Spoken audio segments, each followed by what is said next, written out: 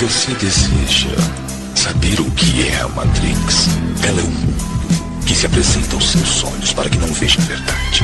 Que verdade? De que é um escravo, Neo.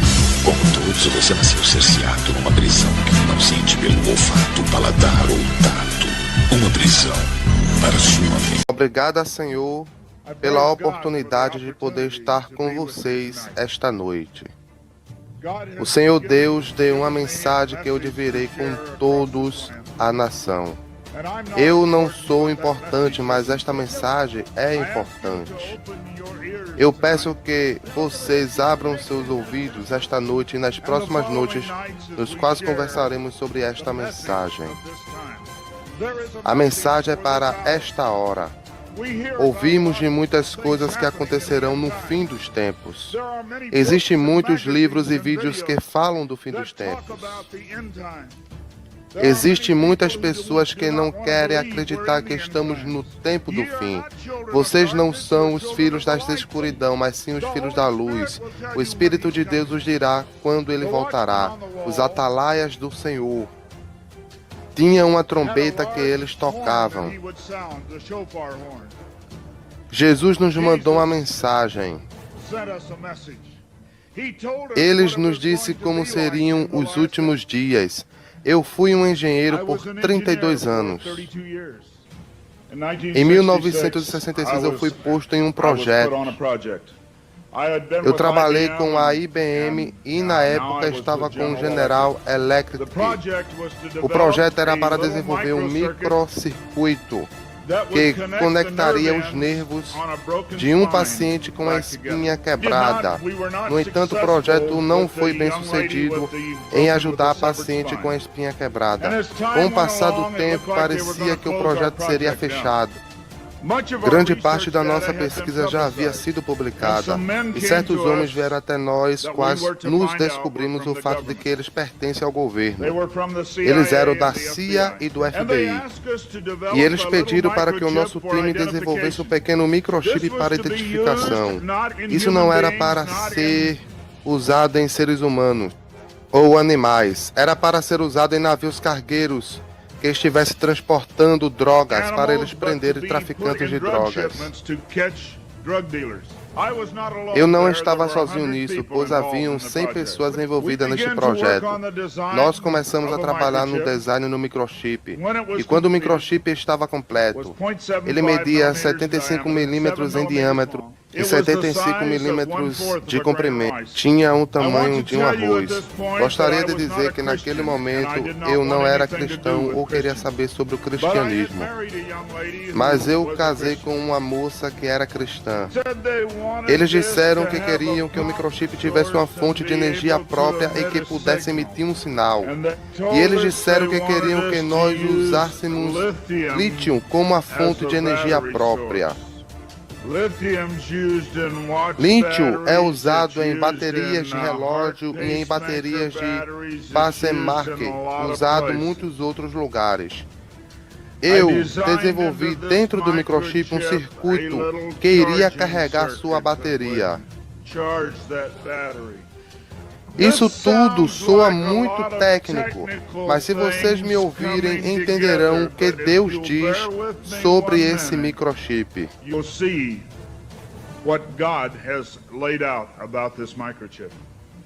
Quando nós descobrimos que deveríamos saber como carregar a bateria do chip, eu precisava de uma mudança de temperatura para que a corrente de energia fluísse através do circuito auto-recarregável.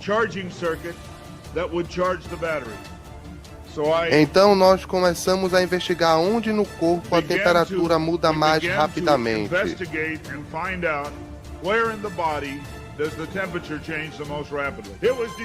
Foi-se determinado que existem dois lugares no corpo que eram ideais para o microchip.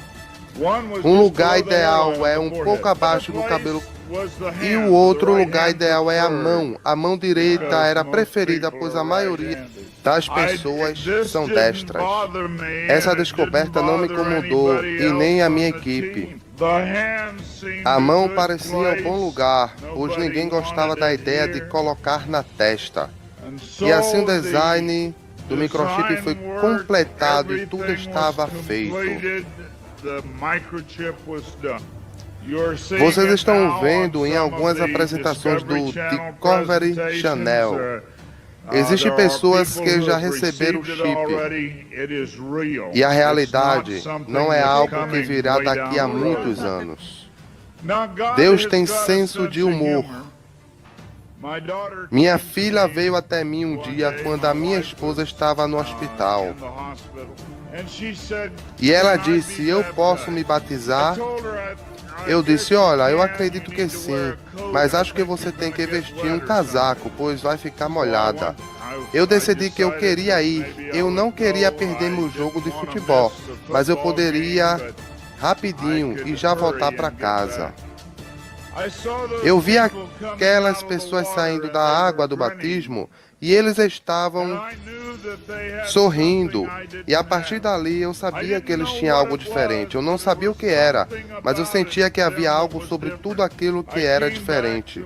Eu voltei para minha casa, eu fui até a minha biblioteca, eu me ajoelhei perto do canto da minha mesa.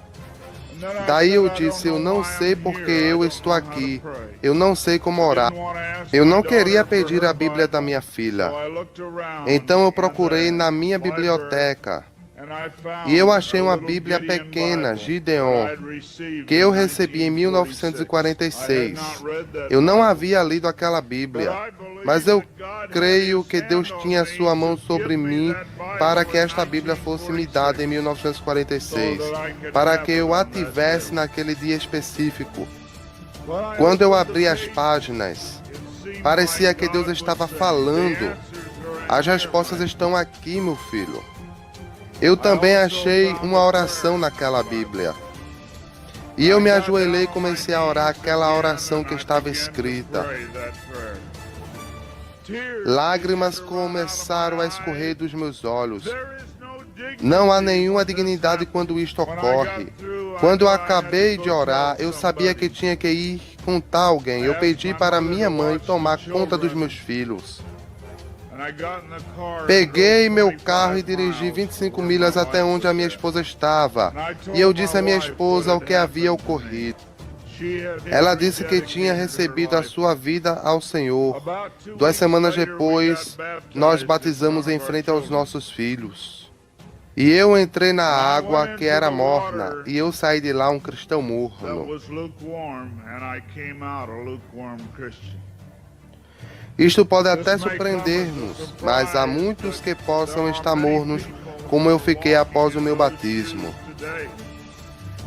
Eles me deram a Bíblia e me disseram para não ler o livro do Apocalipse. Eles disseram que o Apocalipse é muito difícil de entender. Então eu esperei e não li logo o livro do Apocalipse. Mas um dia eu li Apocalipse 13, verso 16.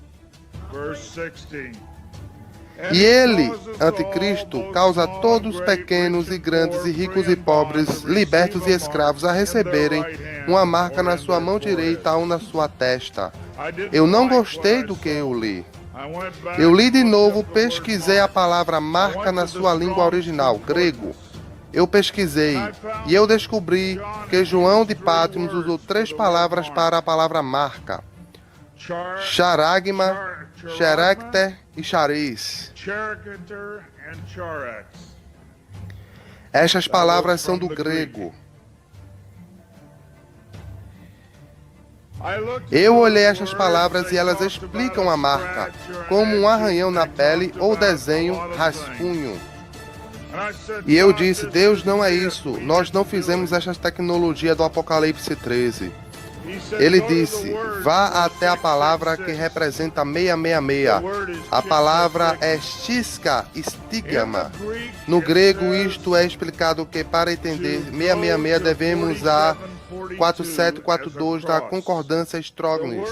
A palavra que chegamos no 4742 da concordância Strong's, a palavra significa...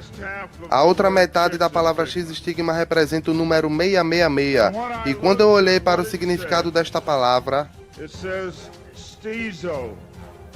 É explicado como algo que é colocado através de perfuração, injetado, colocado dentro, debaixo, uma marca colocada através de incisão, a fim de identificar algo que pertence a alguém. Eu pensei na pequena injeção usada no microchip, pois o fim da agulha se chama incisor. Eu comecei a chorar e disse: meu Deus, o que nós fizemos?